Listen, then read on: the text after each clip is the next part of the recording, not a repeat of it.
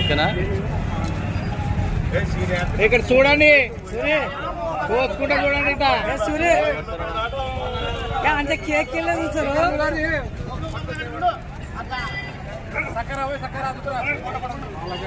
వాళ్ళు ఒక లెవెల్ ప్రకారం ఉంటే పడతారని ఆలోచన చేస్తలేరు.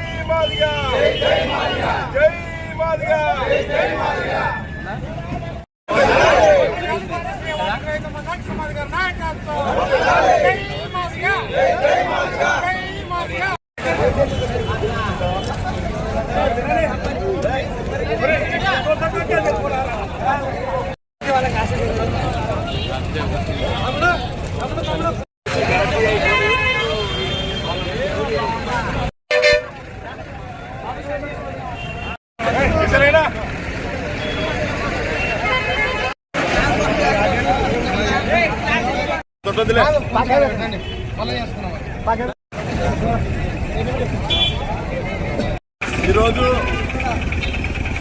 కేకు అంబేద్కర్ గారికి దండేసి కేకు కట్ చేయడం ఏమని సందర్భం అంటే, గత 30 సంవత్సరాల నుంచి మందకృష్ణ మాదిగ గారు ఎన్నో ఉద్యమాలు దళితుల కోసమైతేమి, బడుగు బలహీన వర్గాల కోసమైతేమి, ఇంకా ఎన్నో ఉద్యమాలు చేసి ఎవరికి అన్యాయం జరిగితే వాళ్ళ కోసం ఉద్యమాలు చేసిన దానికి గుర్తించి కేంద్ర ప్రభుత్వం ఎన్నో ఉద్యమాలు చేసిన కారణంగా పద్మశ్రీ అవార్డు ప్రకటించినందుకు చాలా సంతోషంగా ఉంది.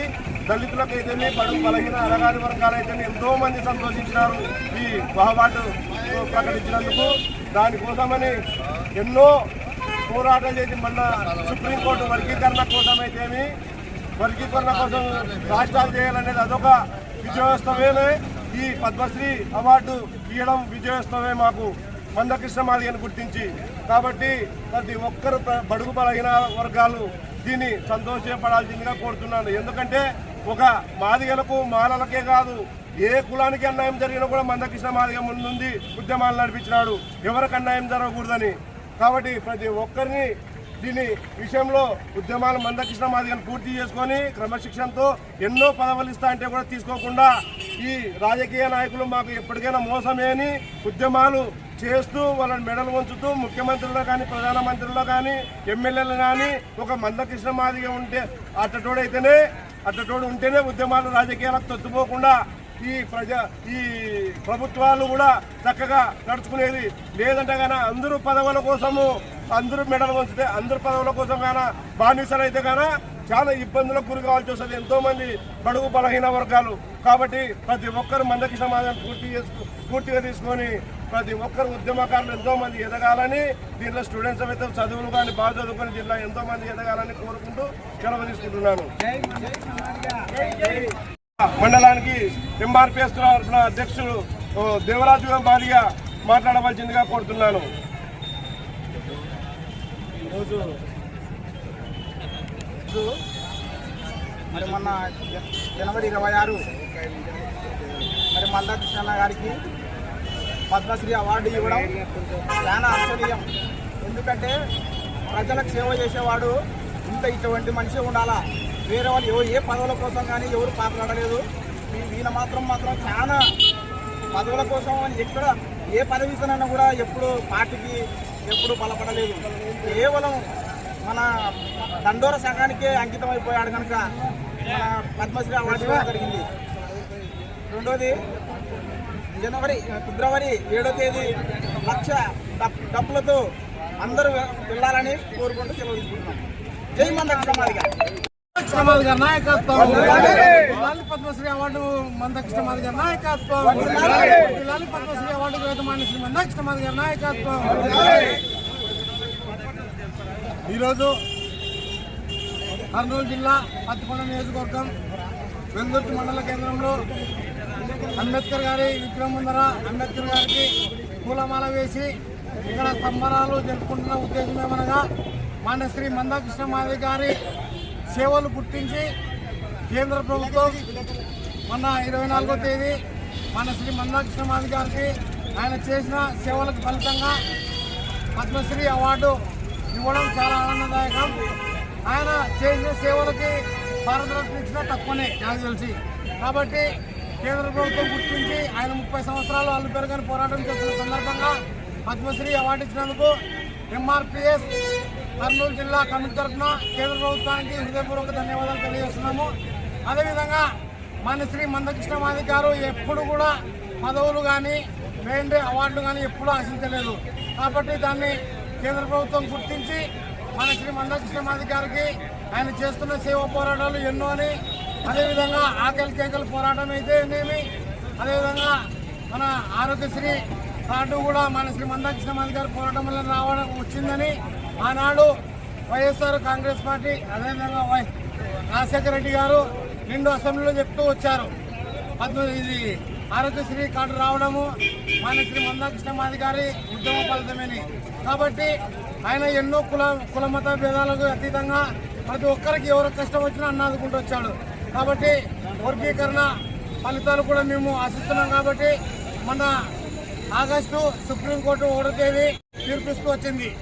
అందరికీ ఉమ్మడి రిజర్వేషన్ కాకుండా 59 కులాలు లబ్ధి పొందాలంటే వర్గీకరణ సామాన్యమైన విషయం కాదు. అందరికీ ఫలాలు అందాలంటే 59 కులాలకి న్యాయం జరగాలంటే వర్గీకరణ రావాల్సిందని సుప్రీంకోర్టు తీర్పిచ్చింది.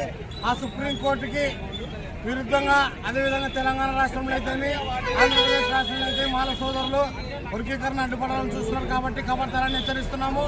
వాళ్ళని నోటు వేయాలనే ఉద్దేశంతోనే మన శ్రీ మందకృష్ణ మాదిగ గారి ఆదేశాల మేరకు హైదరాబాద్ నడిబొడ్డులో లక్షల డప్పులు వేల గొంతులు అనే ప్రోగ్రాంని అన్నగారు ఖరారు చేస్తూ వచ్చారు. కాబట్టి ఆ సభను కూడా వెల్దుర్తి మండలం నుంచి వేలాది మందిగా వచ్చి అదేవిధంగా కార్యక్రమాన్ని జయప్రదం చేయాలని ఎంఆర్పిఎస్ జిల్లా అధ్యక్షుడిని పిలుపునిస్తున్నాను. కాబట్టి ప్రతి ఒక్క బిడ్డ నువ్వు ఎమ్మెల్యేనైతే మీ మాదిగవైతే, నువ్వు కలెక్టర్ అయితే మాదిగనైతే నువ్వు డప్పు సంకనేసుకొని రావాలని అన్నగారు ఆదేశించారు. కాబట్టి ప్రతి ఒక్కరూ 7వ తేదీ హైదరాబాద్లో జరగబోయే వేల గొంతుల లక్షల డప్పులు అనే కార్యక్రమాన్ని విజయవంతం చేయాల్సిందిగా పిలుపునిస్తున్నాము. జై మాదిగ, జై మందకృష్ణ మాదిగ, రెడ్డి గోపాస్కర్ మాదిగ, ఎంఆర్పిఎస్ జిల్లా అధ్యక్షుడు. మందకృష్ణ గారి నాయకత్వం వర్ధిల్లాలి. శ్రీ మందకృష్ణ గారి నాయకత్వం జై మాదిగ, జై మాదిగ, జై మాదిగ, జై మాదిగ. ఈరోజు మరి మాన్యశ్రీ మందకృష్ణ మాదిగ గారికి జనవరి 26వ తేదీ పద్మశ్రీ అవార్డు ప్రకటించడం జరిగినది. మరి అది ఎందుకనగా మరి శ్రీ మందకృష్ణ మాదిగ గారు గత 30 ఏళ్ల నుంచి ఎస్సీ వర్గీకరణ, నా మాదిగ బిడ్డలు వెనకబడినారు, ఎస్సీ వర్గానికి చెందిన ఎస్సీ సామాజిక వర్గానికి చెందిన ఆ మాదిగలు 59 ఉపకులాలు అందరూ వెనకబడినారు. వీళ్ళందరికీ పరిష్కారము, అందరికీ ఫలాలు దక్కాలంటే మరి వర్గీకరణ, ఎస్సీ వర్గీకరణ అనేది చాలా అవసరమని చెప్పేసి అన్న ఈ వర్గీకరణ కార్యక్రమం మొదలుపెట్టడం జరిగింది. మరి ఈ సందర్భంలోనే మన ఒక ఎస్సీ వర్గీకరణే అనకుండా మరి ఎన్నో సామాజిక సేవలు, సామాజిక కార్యక్రమాలు, మరి వృద్ధులు, వితంతువులు, వికలాంగులు, అందులు, గుండె జబ్బుల పిల్లల ప్రదాత అన్నగారు మళ్ళా ఇవే కాకుండా మరి ఆకలి కేకలని చెప్పేసి ప్రోగ్రాం పెట్టి అది దానికోసం పోరాటం చేయడం జరిగింది. మరి ఈ ఎస్సీ వర్గీకరణ అనుకుంటూ మరి ఒక ఎస్సీలకే కాదు, వృద్ధు వితంతులు అంటే ప్రతి కులంలో, బడుగు బలహీన వర్గాల్లో ప్రతి కులంలో ఉంటారు, వికలాంగులు ఉంటారు, అందులు ఉంటారు, గుండె దెబ్బల పిల్లలు ఉంటారు. మళ్ళీ వీళ్ళందరికీ ప్రదాత శ్రీ మందకృష్ణ మాదిగ గారు అని చెప్పేసి ప్రతి ఒక్కరూ గుర్తించుకోవాలని చెప్పేసి ఈ సందర్భంలో తెలియజేస్తున్నాం. మరి అన్నగారికి మాకు కేంద్రం గుర్తించి అన్నగారు చేసిన సేవకు ఈ వర్గీకరణ పోరాటం 30 ఏళ్ళు చేస్తుండే ఈ పోరాటంలో మరి ఎన్నో కమిషన్లు వేసినారు. ఎన్నో కమిషన్లు వేస్తే కూడా ఎస్సీ వర్గీకరణ ఇది జరగాల్సింది, ఇది న్యాయమైన కోరిక అని చెప్పేసి ఎన్నో కమిషన్లు చెప్పినా కూడా మరి మాలలు ఎన్నో తూర్లు అడ్డుకున్నారు. ఒక తూరి చేస్తే సుప్రీంకోర్టులో పెట్టి కొట్టేపేయడం జరిగింది. మళ్ళీ ఇప్పటికీ అడ్డుకుంటూనే ఉన్నారు. కాకపోతే వాళ్ళ ఆటలు సాగవు. కేంద్రం ఖచ్చితంగా వర్గీకరణ చేస్తానని మాట ఇచ్చింది, అది జరిగిపోతుంది. మరి ఇలాంటి సందర్భంలోనే మల్లన్నకి పద్మశ్రీ అవార్డు ప్రకటించడము ఇంకా ఎంతో శుభసూచకమని చెప్పేసి ఈ సందర్భంగా మేము తెలుపుకుంటూ ఈ అవకాశం ఇచ్చిన మా ఎంఆర్పీ సోదరులకు అందరికీ ధన్యవాదాలు తెలుపుకుంటున్నాం. అయితేమి ఈ సీనియర్ నాయకులు ఐజే గారెమ్మడి, తోక సుధాకర్ గారెమ్మడి, రెడ్డిపోగు రమణ ఎమ్మడి, బజార్ ఎమ్మడి, నేను జే బజార్ ఎమ్మడి, నేను వాళ్ళకంటే జూనియర్ నాయకుడిని.